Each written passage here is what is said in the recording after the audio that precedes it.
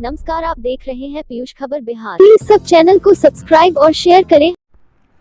हो गया जी।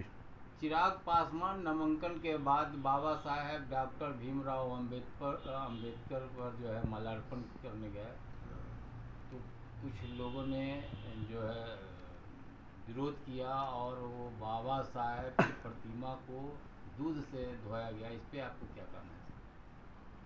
ये टोटली 100% अम्बेडकरवादी कृत है, अम्बेडकर के विरुद्ध मतलब मनुवादी कृत है कि जिस तरह से अस्पृश्यता को बढ़ावा मान लीजिए कि मनुवादियों ने दिया था, सेम उसी तरह से वही कृत्य मान लीजिए कि ये चिराग पासवान के साथ किया था, जिसके खिलाफ हम लोग लड़ते रहे। संविधान में अस्पृश्यता के खिलाफ प्रावधान किया गया, दंड का प्रावधान किया गया। इसके बावजूद भी अगर इस तरह कोई भी हरकत करे, चाहे शेड्यूल कास्ट के लोग ही क्यों न करें, उसको किसी भी कीमत पर सही नहीं ठहरा सकता। वो निंदनीय है, निंदा हो रही है। ये जो इस तरह का जो इसको आप क्या ठहराएंगे, गलत है या सही है? और ये जो है इस तरह के जो किया है उसके साथ के किस तरह का उसको दंडित करना चाहिए या नहीं करना? एकदम दंड का प्रावधान अस्पृश्यता के खिलाफ मान लीजिए कोई भी अस्पृश्य काम करेगा, किसी को अछूत मानेगा तो उसके खिलाफ तो दंडनीय अपराध तो है ही। लेकिन ये नहीं, देखिए अगर आप चिराग पासवान का विरोध करते हैं तो विरोध का तरीका अलग मालिक होता है, लेकिन किसी को उसको अस्पृश्य मान लीजिए कि अगर मार्ग करते हैं और अस्पृश्यता का जो भाव पैदा करते हैं, तो ये भाव जो है ना संविधान विरोधी है, दलित विरोधी है और मान लीजिए कि एक तरह से समाज विरोधी भी आप कह सकते हैं। तो समाज विरोधी किसको कह सकते हैं सर? जो मतलब दूध से धोया उसको, कि मतलब चिराग पासवान को? नहीं, जो दूध से धोया, वो जो दूध से धोया, जो नाटक किया कि पाटलिपुत्रा से प्रत्याशी हैं। हाँ। और सर 2 तारीख को सुप्रीम कोर्ट का एक आदेश आया है। हाँ। जिसमें नीतीश कुमार को सुप्रीम कोर्ट ने निर्देश दिया है कि ताती तत्वा जो अति पिछड़ी जाति थी, हाँ। उसको सर असंवैधानिक रूप से उन्होंने 2015 में अनुसूचित जाति में शामिल करके और उनका सर्टिफिकेट भी बनवाने लगा।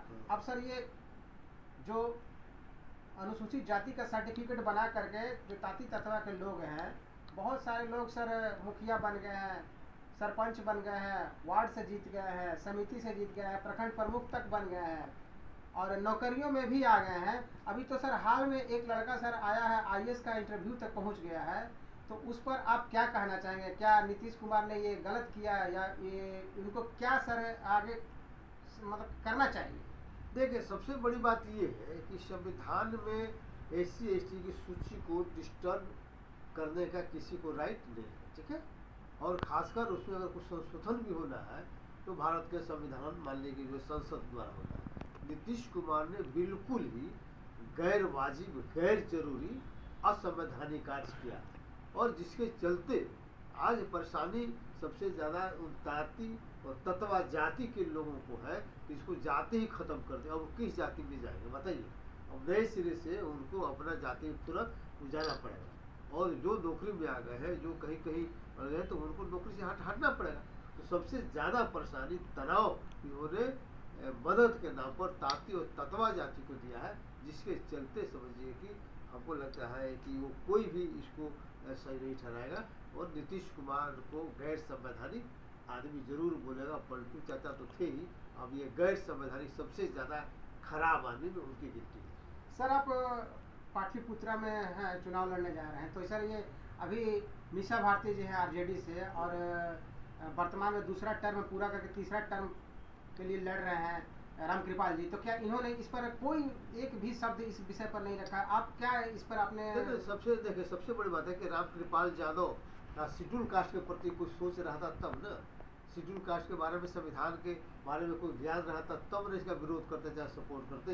एक तरह से इन लोगों ने उसको सपोर्ट ही किया।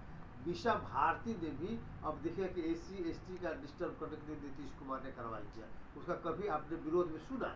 सरकार में आए, सब लोग सरकार में रहा उसके साथ और बीजेपी में रही, ये लोग भी रहा, तो दोनों ने कोई भी विरोध नहीं किया है कि नहीं।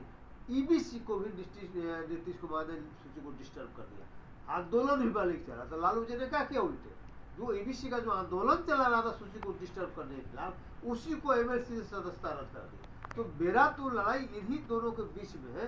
कहा कि भाई सूची को डिस्टर्ब करने वालों के साथ तुम हो, तुम एसी एसटी ईबीसी के विरोधी हो, और ये दोनों है तो राम कृपाल यादव हो या मीसा भारती हो, दोनों जो है शेड्यूल कास्ट शेड्यूल ट्राइब से अति पिछड़ा के विरोधी है। इसीलिए ये अहितकर है तीनों के लिए, एसी एसटी ओबीसी के लिए अहितकर है। इसीलिए लोगों को जागरूक करके हम उनके खिलाफ मैदान में जाएंगे और शंखनाद करेंगे, और उम्मीद है कि हम निश्चित रूप से विजयी होंगे।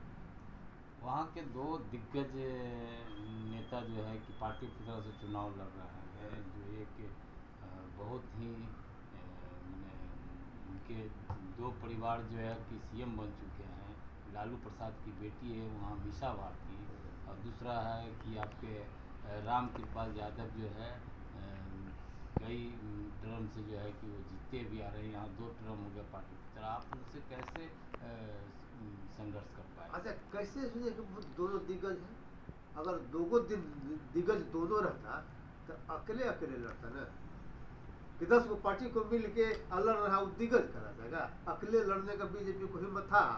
आप मान लीजिए कि लोजपा को साथ लिया, आप हमको हमारे साथ लीजिए, आप मान लीजिए साथ लिए इसको करना उपेंद्र कुशवाहा को साथ लिए, आप कहिएगा कि हम बब्बर से रहे। उसी तरह से आरजेडी ने मालिक को लिया, उसको लिया फलाना, तो कहाँ से अब दिग्गज हो गए भाई? और सबसे बड़ा दिग्गज वही है जिसको संविधान का ज्ञान हो।